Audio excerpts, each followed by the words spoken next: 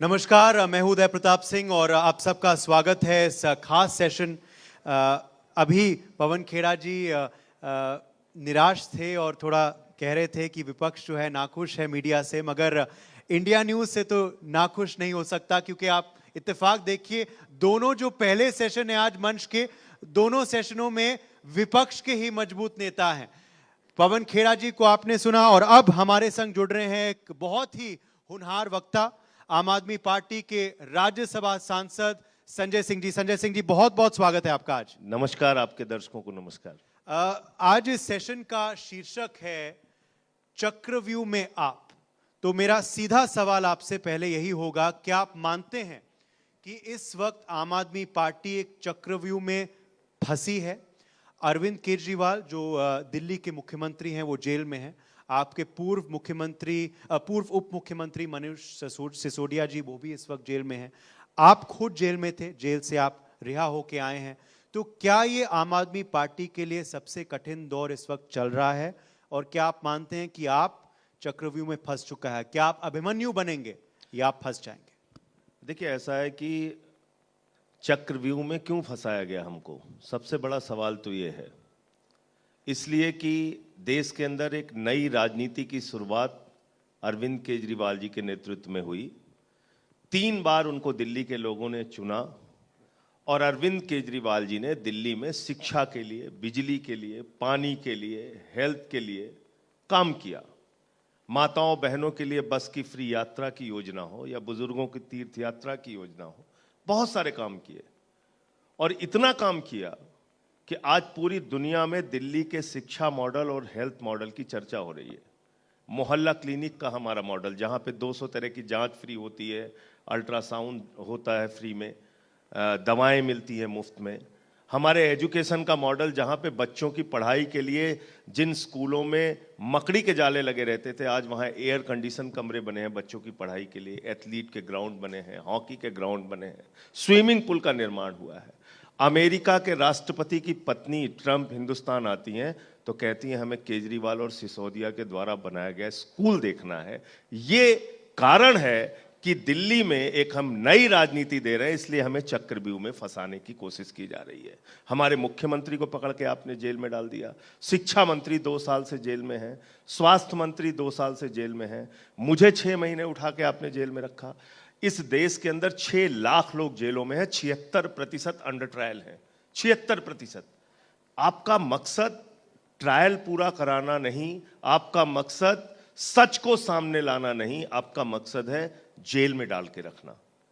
आप बताइए ना, कितना एक भी रुपया ना केजरीवाल जी के घर से मिला, ना सिसोदिया जी के घर से मिला, ना मेरे घर से मिला, ना सत्येंद्र जैन के घर से मिला। कोई बैंक अकाउंट इलीगल नहीं, कहीं कोई चीज, कोई जमीन का प्लॉट नहीं हमारे नाम, बावजूद इसके आपने हमको पकड़ के जेल में रखा। तो फिर इस मामले में तो ये चक्रव्यूह में फंसाया इसलिए गया है क्योंकि हमने दिल्ली और पंजाब के अंदर गवर्नेंस का एक ऐसा मॉडल दिया है जो पूरे देश और दुनिया के लिए उदाहरण बन रहा है, उसको रोकने के लिए। बिल्कुल इस मामले पर मैं आऊंगा, क्योंकि ये इसी मामले को लेकर आम आदमी पार्टी घिर गई है। इतने तमाम आपके जैसे नेता आप कह रहे हैं फंसाए गए हैं। इस मामले में आम आदमी पार्टी आखिर फंसी क्यों? आपके नेता आखिर फंसी क्यों? मसला क्या है? दर्शकों को आज अवगत कराएं। बिल्कुल साफ बता रहा हूं आपको, ये पूरा मसला राजनीतिक है और इसके अलावा कुछ नहीं है। एक है जो बिल्कुल खुली आंखों से सबको दिख रहा है।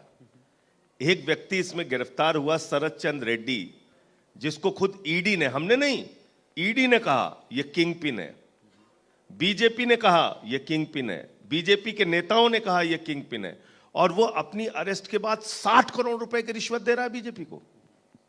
60 करोड़ रुपए इलेक्टोरल बॉन्ड के जरिए पहुंचा रहा है और उसके बाद उसकी रिहाई हो जा रही है। क्या कार्रवाई हुई उस शरद चंद्र रेड्डी के खिलाफ? तो रिश्वतखोरी तो भारतीय जनता पार्टी ने की है एक्साइज पॉलिसी में, और आरोप लगाते हैं आप आम आदमी पार्टी के खिलाफ, जिसके खिलाफ 1 रुपए का सबूत आपको नहीं मिला। तो इसलिए ये केस धड़ाम से गिरेगा जब इसका ट्रायल पूरा हो जाएगा। पूरा देश इस बात को देखेगा। 468 गवाह आपने बना रखे हैं, 50,000 पेज की चार्जशीट आपने दाखिल कर रखी है इस मामले में। अब अरविंद केजरीवाल के खिलाफ 4 गवाह, उन 4 गवाहों की हकीकत पहले 2 गवाहों से 8 बयान लिए गए, 6 में उन्होंने कहा हम केजरीवाल जी के बारे में, उनसे कोई लेन देन के बारे में हमें कुछ नहीं कहना, हमें कोई जानकारी नहीं, हमें कोई उनके साथ कोई एक्साइज पॉलिसी जैसी कोई हमारी बात नहीं। और अंतिम 2 बयान में उसके बेटे को गिरफ्तार करके सारा आरोप केजरीवाल पे। इसी तरीके से एक व्यक्ति की गिरफ्तारी हुई जिसके 12 स्टेटमेंट, 10 स्टेटमेंट में वो केजरीवाल जी का नाम नहीं लेता, अंतिम के 2 स्टेटमेंट में जब उसकी अरेस्ट हो जाती है तो केजरीवाल जी के नाम लेता है, उसके बाद उसकी रिहाई हो जाती है। और खुद ईडी ने कोर्ट के अंदर माना कि हां हम लॉलीपॉप देते हैं। आप लॉलीपॉप देके अरेस्ट कर रहे हैं, लोगों को जेल में डाल रहे हैं। तो ये एक दानवी शक्ति दे दी गई है पीएमएलए के माध्यम से ईडी को, जो कि कुछ भी किसी को भी पकड़ पकड़ के जेल में डाल सकते हैं। आप देखिए ना हेमंत सोरेन जी का क्या हुआ, 5 महीने उनको आपने जेल में रखा, बाद में कह दिया कोई सबूत नहीं। मुझे 6 महीने उठा के जेल में रखा, फिर सुप्रीम कोर्ट के 3 जजों ने मुझे जमानत दी। मुझे अपने केस के बारे में बोलने की इजाजत नहीं है, जिस दिन बोलने की इजाजत होगी सारी सच्चाई रखूंगा आप लोगों के सामने। मगर बड़ा सवाल ये उठता है, जैसे आप कह रहे हैं, अगर आपकी बात मान ली जाए कि केंद्र सरकार पक्षपात कर रही है, एजेंसी केंद्र सरकार के दबाव के भीतर आके काम कर रहे हैं, मगर फिर कोर्ट का क्या कोर्ट भी बायस्ड है? क्योंकि कोर्ट ने भी बेल नहीं दिया है। सबसे अच्छा सवाल, कोर्ट ने भी बेल नहीं दिया है। बहुत ही अच्छा सवाल है आपका। मुझे आप बताइए, कोर्ट के सामने जब आप सारे तथ्य नहीं रखेंगे, कोर्ट को कैसे पता चलेगा? ये बातें जो मैं आपको बता पा रहा हूं कि 12 स्टेटमेंट में, 10 स्टेटमेंट में कुछ नहीं बोला केजरीवाल के खिलाफ, अंतिम 2 में बोला, ये कब बोला? मार्च के महीने में जब 207 की कार्रवाई शुरू हुई और हमारे वकीलों को, यानी कि केजरीवाल जी के, सिसोदिया जी के, बाकी आरोपियों के वकीलों को जब इजाजत दी गई कोर्ट के द्वारा कि आप जाइए और इंस्पेक्शन कर सकते हैं कागज जो आपके खिलाफ सबूत इकट्ठा किए गए हैं, उसमें यह सच्चाई सामने आई। और आपको बड़ी मजाकिया बात मैं बता दूं, ईडी वालों ने जो इंटरोगेशन किया उसकी वीडियो रिकॉर्डिंग और ऑडियो रिकॉर्डिंग उनको रखनी होती है। ध्यान से सुनिएगा कृपा करके, उनको वीडियो और ऑडियो रिकॉर्डिंग रखनी होती है। जब हमारे वकील वहां पे पहुंचे तो उसमें से ऑडियो गायब थी, ऑडियो गायब थी। हमने पूछा भाई ऑडियो क्यों गायब है? तो कहने लगे साहब वहां का सीसीटीवी कैमरा खराब था। आप, वो कोई पिकनिक स्पॉट है ईडी का दफ्तर? वहां हम घूमने के लिए जाते हैं? आपने वहां पे इंटरोगेशन किया, हमारी जांच की, उसकी ऑडियो वीडियो रिकॉर्डिंग कहां है? जिन लोगों ने हमारे खिलाफ आरोप लगाए, जिनके आरोप के आधार पे आपने हमें गिरफ्तार किया, उनकी ऑडियो वीडियो रिकॉर्डिंग कहां है? सुप्रीम कोर्ट का आदेश है कि जब किसी की अरेस्ट की जाए, उसकी अरेस्ट होने से लेके और जेल भेजने तक की एक एक वीडियो और ऑडियो फुटेज उनके पास होनी चाहिए। आप बताइए क्यों नहीं रखा? तो मनमाने ढंग से बयान लिए गए, मनमाने ढंग से गिरफ्तारियां की गई हैं। और ये सारा सच मैं बताता रहा हूं, मार्च के बाद ये सारे कागजात आना शुरू हुए। अब कोर्ट के सामने सारे तथ्य, और इसीलिए तो आप देखिए कि भारतीय न्यायपालिका के इतिहास में पहली बार हुआ, उदय प्रताप जी, अरविंद केजरीवाल जी को ईडी कोर्ट ने जमानत दे दी और उसमें लिखा कि ईडी बायस्ड तरीके से काम कर रही है। और उसके बाद क्या होता है? बिना ऑर्डर के, कॉपी के, पहली बार देश के न्यायपालिका के इतिहास में हुआ, हाईकोर्ट पहुंच जाती है ईडी और रिहाई पर रोक लगा देती है। क्या इस देश के लोगों को समझ में नहीं आ रहा है? चलिए, लोग घास खाते हैं, उनको समझ में नहीं आ रहा है क्या? सब रोटी खाते हैं, चलिए, सबको समझ में आता है। देश की जनता देख रही है और समझ रही है और सोच रही है, ये आप कह रहे हैं। मगर इससे पहले कि मैं हरियाणा विधानसभा चुनाव पे आऊं, जहां आप खुद आज जाने वाले हैं, संजय सिंह जी का आज कार्यक्रम लगा हुआ है वहां दिन के दूसरे हाफ में, तो हम शुक्रगुजार हैं कि आप आए यहाँ पहले हाफ में। मगर मैं, जैसे हमने दर्शकों को बताया था कि देश के ज्वलंत मुद्दों पर आज चर्चा होगी इस मंच के हवाले, तो बड़ा मुद्दा इस वक्त दिल्ली का यही है कि ओल्ड राजेंद्र नगर में वो हादसा क्यों हुआ, कैसे हुआ। 3 लोगों की जान जा चुकी है। दुर्भाग्यपूर्ण यह है कि एक्शन अब लिया जा रहा है आपके मेयर द्वारा। ये पहले एक्शन क्यों नहीं लिया गया? क्या आप मानते हैं कि गलती हुई है? देखिए, पहली बात तो ये कि ये एक अत्यंत दुर्भाग्यपूर्ण घटना है जिन 3 बच्चों की जान गई है। मैं ईश्वर से प्रार्थना करता हूं उनके परिजनों को ये कष्ट सहन करने की शक्ति प्रभु दे, उनकी आत्मा को शांति दे। लेकिन ये जो कोचिंग सेंटर चल रहे हैं दिल्ली के अंदर, ये बेसमेंट में कोचिंग क्लासेस और लाइब्रेरी कोई आम आदमी पार्टी एमसीडी में आई तब से नहीं चला रहे। ये 20-20 साल से उसी बेसमेंट में कोचिंग चला रहे हैं, वहाँ पर क्लासेस चला रहे हैं, वहाँ पर लाइब्रेरी चला रहे हैं, इलीगल तरीके से चला रहे हैं। सवाल उन सब से भी बनता है जो समय समय पर इनके साथ मिलकर ये काम करते रहे। दूसरी बात, 1 साल से हम एमसीडी में हैं, हमारी भी जवाबदेही है, हम अपनी जवाबदेही से भाग नहीं रहे हैं। कल से आपने देखा होगा लगातार कोचिंग सेंटर सील किए जा रहे हैं जहां बेसमेंट में क्लासेस और लाइब्रेरी चल रही है। एक और विषम परिस्थिति दिल्ली के मामले में यह है कि दिल्ली के अंदर आपने ट्रांसफर पोस्टिंग का अधिकार उठाकर दे दिया एलजी साहब को, कह दिया दिल्ली के बॉस वो हैं, एलजी साहब ट्रांसफर पोस्टिंग करेंगे। कल आपने एक वीडियो देखा होगा जिसमें हमारे मंत्री सौरभ भारद्वाज जी, आतिशी जी, इमरान हुसैन जी और दिल्ली के प्रदेश अध्यक्ष और कैबिनेट मंत्री गोपाल राय जी बैठे हुए हैं। वो बारिश शुरू होने से पहले, और मैं चाहता हूं वो वीडियो जरूर अपने चैनल पे आप दिखाइए, बारिश शुरू होने से पहले ये अपने अधिकारियों से कह रहे हैं कि भाई आप डिसिल्टिंग क्यों नहीं करा रहे हैं, आपने लेबर क्यों हटा दी, आप सुपर सकर मशीन क्यों नहीं लगाते, आप नालों को सफाई क्यों नहीं कर रहे हैं, आप क्यों दिल्ली के कामों को रोक रहे हैं। चले चलिए 6 बजे चले चलिए, नहीं चल सकते 7 बजे चले चलिए, नहीं चल सकते सुबह चले चलिए, कोई भी समय बता दीजिए अधिकारी महोदय हमारे साथ चले चलिए। आप अधिकारी जाने के लिए तैयार नहीं।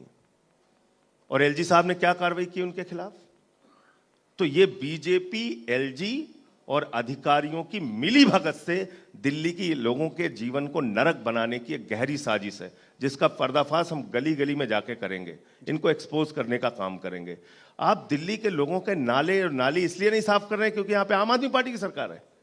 तो ये पूरा सच है जो कल सौरभ भारद्वाज जी के और बाकी मंत्रियों के वीडियो के सामने आने के बाद पता चला है, और इस पे हम लोग कार्रवाई की मांग करेंगे। आज प्रदर्शन भी हमारे विधायक और पार्षद एलजी के यहाँ कर रहे हैं। जी, अब मैं हरियाणा पे आता हूँ क्योंकि हरियाणा का चुनाव जो है वो निकट आ रहा है। हरियाणा में क्या इस वक्त आम आदमी पार्टी की स्थिति है, और बड़ा सवाल एक और है लोगों के मन में कि कांग्रेस पार्टी भी दावा कर रही है कि वो भी बहुत मजबूत स्थिति में है। वह कह रही है कि देखो साहब हमने तो कमाल कर दिया, लोकसभा में इतने सांसद हमारे आ गए, तो सरकार कांग्रेस पार्टी के उस राज्य में बनने वाली है। तो क्या आम आदमी पार्टी की भूमिका है कांग्रेस पार्टी को कष्ट देना क्योंकि विपक्ष का वोट बट रहा है, या फिर बीजेपी को सत्ता से निकालना, जो आपका आज बदलाव सभा का मकसद है? बदलाव किसका होगा? जो सत्ता में है उसी का बदलाव।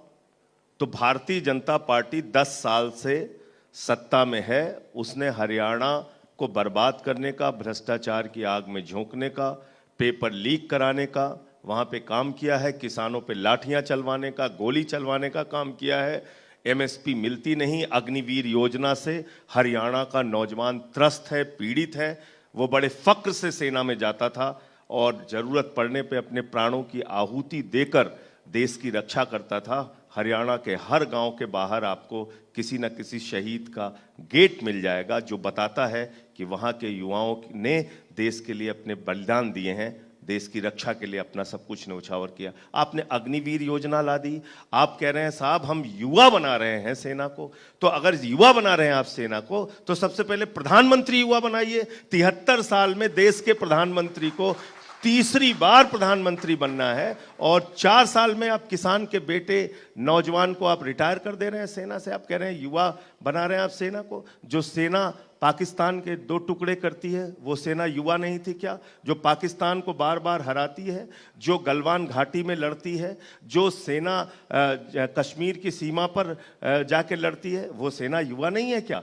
जिसने कारगिल का युद्ध जीता वो सेना युवा नहीं थी क्या? मैं ये पूछना चाहता हूँ। ये तो भारतीय सेना का अपमान है। हमारी सेना हमेशा से बहादुर, युवा, पराक्रमी रही। आप उसको कमजोर बनाने का काम कर रहे हैं। 4 साल में नौकरी से रिटायर करके 6 महीने की ट्रेनिंग अब आप दे रहे हैं, तो सेना को आप कमजोर कर रहे हैं, मजबूत आप नहीं कर रहे हैं।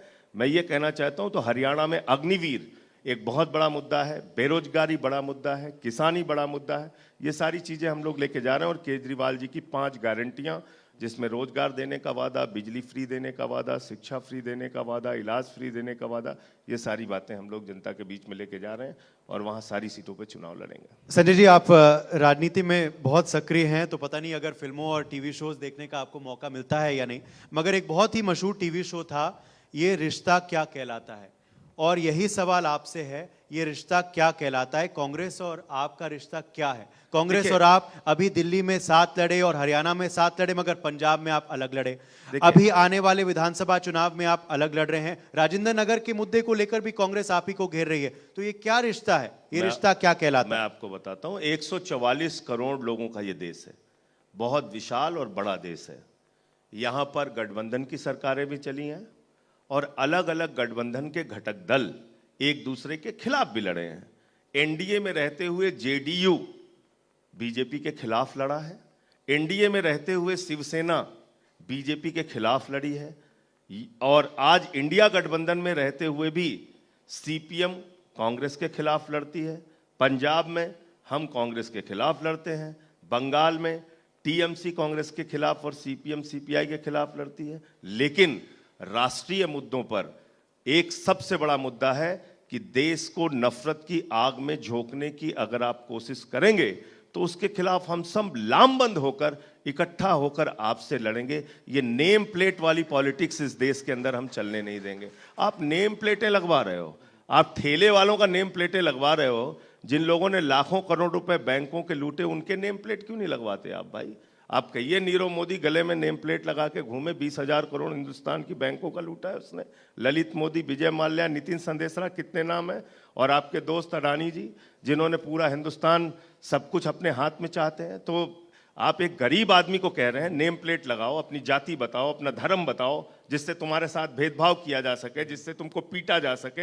हिंदू हो कि मुसलमान हो बताओ, सिख हो कि ईसाई हो बताओ, दलित हो कि पिछड़ा हो बताओ, आदिवासी हो कि बताओ। ये कौन सी पॉलिटिक्स है? आप विकसित भारत ऐसे बनाएंगे? चलिए, ये सबका साथ सबका विकास है कि सबका विनाश है? ये चलिए, मैं मानता हूं आपकी बात, और कोर्ट ने भी इस पे टिप्पणी दे दी। अब हमें समय की कमी है, तो आखिर में आपसे बस यही कहेंगे कि संजय सिंह को सबसे बड़ी सीख जेल में क्या मिली?